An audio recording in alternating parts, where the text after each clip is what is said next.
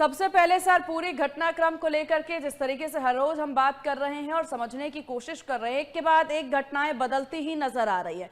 और इसी बीच Hormoz deal आखिरकार क्यों अटकी है, ये सवाल सबके जहन में है। ईरान की बदली मांगों के पीछे क्या बड़ी रणनीति है? क्या अब बातचीत की शर्तें भी बदल चुकी है? क्या माने सर?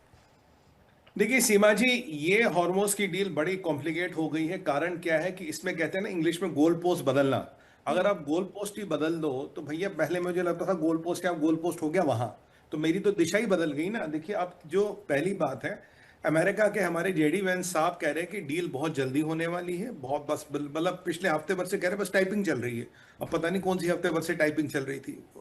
फिर उन्होंने कहा जी कोई टोल, कोई टैक्स, कोई जजिया ईरान नहीं लेगा, जबकि ईरान क्लियरली मना कर चुका, मैं टैक्स भी लूंगा, जजिया भी लूंगा। 7 से 10% जो आपकी शिप का कार्गो हो उसका पैसा देना पड़ेगा। पहले तो यहां फंडामेंटल डिस्कनेक्ट है कि भाई आप एक इतनी बड़ी महाशक्ति हो, आधे घंटे में आ रही, 1 घंटे में आ रही, सुबह तक आ रही, कल तक आ रही, हफ्ता हो गया, डील आपकी आई नहीं। ठीक है जी। आप कह रहे हो जी ईरान तो बाकी कुछ भी स्टेटमेंट दे देता। अगर ईरान कुछ भी स्टेटमेंट देता और अंदर आपकी वाली बात ठीक है तो अब तक डील आनी चाहिए थी। मान लीजिए मैं ईरान के हार्डलाइनर हूं, मैंने कुछ भी स्टेटमेंट दे दी, फिर डील क्यों नहीं आ रही? अगर आपकी बात ठीक है, डील क्यों नहीं आ रही? आप कह रहे हो ईरान टैक्स ऑब्लिक जजिया ऑब्लिक व्हाट यू कॉल वसूली नहीं करेगा, तो ईरान के तरफ से अराची स्टेटमेंट दे दे हम कोई टैक्स, कोई जजिया, कोई वसूली नहीं करेंगे, वैसा तो नहीं हो रहा। चौथी बात, टाइम का जो डिले हो रहा है वो एक्सप्लेनेशन है कि जो ईरान की तरफ से स्वर आ रहे हैं वो सही लग रहे हैं, क्योंकि अगर आपकी बात ठीक होती तो चीजें आपके हिसाब से चलती, आपके समय से चलती। अब आते हैं 4 मेन मुद्दों पे, 5 मेन, 6-7 मेन मुद्दे हैं जो इंपॉर्टेंट है। पहला मुद्दा है सीमा जी कि जो अमेरिका ने सारा सट्टा लगाया ओमान के थ्रू लगाया। ओमान को आगे करके बोलता बेटा तू डील कर ले। पहले ओमान ने बोला जनाब हम पैसे नहीं लेंगे। ओमान ने फिर अपना पासा पलटा, बोला नहीं, 3-1% मिल जाए तो अच्छी बात रहेगी। ईरान कह रहा था 7 से 10%। पहले डिस्कनेक्ट यहां है ओमान और ईरान के बीच। दूसरा डिस्कनेक्ट, अब अराची साहब बोले बोले यार ये जो ओमान के साथ डील हो रही ये कोई परमानेंट थोड़ी ना है। मतलब बोले तो टेम्पररी डील, हम तो एक फिलहाल एक व्यवस्था बना रहे हैं उसके लिए, और बाकी जो माइंस वाइंस हैं हम देखेंगे उन पे हम क्या करेंगे, कितनी हटा पाएंगे, कितनी नहीं हटा पाएंगे। हाँ, एक रास्ता जरूर दे देंगे जिसको स्ट्रेट ऑफ हॉर्मुज से निकलना वहीं से निकलिए। तो फंडामेंटल चीज जो हमें आज सुबह तक या कल रात तक या आज से 5 घंटे पहले पता था डील परमानेंट हुई, ईरान के अराची साहब कह रहे ये तो टेम्परेरी है भाई, ये परमानेंट थोड़ी ना, कोई व्यवस्था परमानेंट नहीं है। तो अगर आप ओमान को भी सामने रख के खेल खेल रहे थे, आपका मतलब प्यादा मारा गया है। वो कह रहा है ये टेम्परेरी है। अब ईरान के जो हार्डलाइनर है जिनकी अभी देखिए दुकान चलती है, उनका पहला कहना है, कहना आप हमारा ब्लॉकेड हटाओ, आप हम पे लगे हुए सैंक्शंस हटाओ, आप हमारा जो फ्रोजन पैसा वो दे दो, आप जो वॉर का डैमेज हुआ है वो दे दो, आप हमें गारंटी दोगे कि आप अगली बार ब्लॉकेड नहीं लगाओगे, और हमें परमानेंट इम्यूनिटी चाहिए कि आप या आपके एलाइज हम पे हमला नहीं करेंगे। 6 चीजों की गारंटी।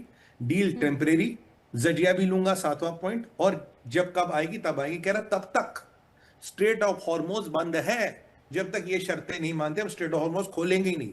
तो अब ये टेम्परेरी वाला मसला भी टेम्परेरी हो गया सीमा बहन, क्योंकि ये भी अब लटक गया। कह रहा तब तक हम खोलेंगे ही नहीं। और अगर मैं इन सब चीजों का समावेश करूं, अगर अमेरिका की बात में दम है, जेडी वंस की बात में दम है, तो अब तक तो हॉर्मोज खुल जाना चाहिए था भाई। सोमवार मंगलवार को खुल जाना चाहिए। आज हम संडे पे बैठे हैं, हफ्ते भर से नहीं खुला। और अब ये जो नई चीजें आ रही, जो मैंने प्रेडिक्ट की थी, इनकी डिमांड्स बढ़ेंगे, खोलेंगे नहीं स्ट्रेट हॉर्मोज, क्योंकि इनका बहुत बड़ा लेवरेज पॉइंट है स्ट्रेट ऑफ हॉर्मोज। ये खोलेंगे नहीं तो इनका 70% लेवरेज खत्म हो जाएगा।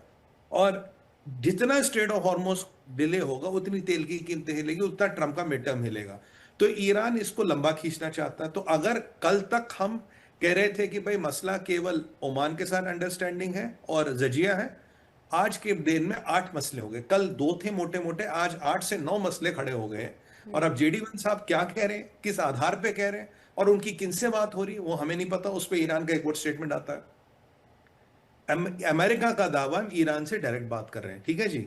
ईरान कहता है जी हमारी, ये अराची का स्टेटमेंट है, कह रहा हमारी किसी से अमेरिकन से डायरेक्ट बात नहीं हो रही, हमारी इंटरमीडियरियों के थ्रू बात हो रही है। अब इंटरमीडियरी है कौन? पाकिस्तान, कतर, कौन है इंटरमीडियरी? अमेरिका तो कह रहा मैं डायरेक्ट बात कर रहा हूं, कह रहा हम इंटरमीडियरियों के थ्रू बात कर रहे हैं। तो वाकई में बात हो रही है, नहीं हो रही है, क्या हो रहा है? लग रहा है कि आप, वही वाली बात है ना कि एक बहुत बड़ी प्रॉपर्टी, उसके 10-15 भाई है, भाई बहन। अब मैं किसी एक भाई से बात करूंगा, जी मेरी मालिक से बात हो रही, कहने को मालिक है पर उसके पास पूरी पावर नहीं है। अमेरिका किसी न किसी के साथ तो बात कर रहा है, पर क्या वो कंट्रोल में, क्या उसके पास पावर है? ईरान के विदेश मंत्रालय को मैं देखूं, ईरान के अराची को मैं देखूं, ईरान के हार्डलाइनर्स को देखूं, सुप्रीम काउंसिल को देखूं, इनके सिक्योरिटी काउंसिल को देखूं, अगर इन सबको मैं टैप करूं, ये इनके स्वर है जहां ये 8-9 चीजें कन्वर्ज होती है। और एक अमेरिका लोता है जो कह रहा है जी मेरी बात हो रही है, बस जल्दी होने वाला, अभी अभी साइन होने वाला है ये। और सबसे इंपॉर्टेंट बात, ओमान से जो बात हो रही है वो टेम्परेरी है, ये इस्माइल अराची कह रहे हैं, टेम्परेरी इन नेचर, कोई परमानेंट नहीं है। तो अब आप खुद बताइए, अगर आप इन चीजों का लॉजिकली अध्ययन करें, तो जो हमारी कल परिस्थिति थी, मैं मानता हूं उससे 5 कदम आज की डेट में पीछे चले गए। जी।